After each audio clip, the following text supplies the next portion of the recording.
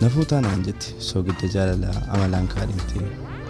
manii gadda kooti maddaa fi yaadaa fi addoo mancaastee ariiti yeennaanatti hadhooftuu cinatee ennaa namararu kaatee na dararu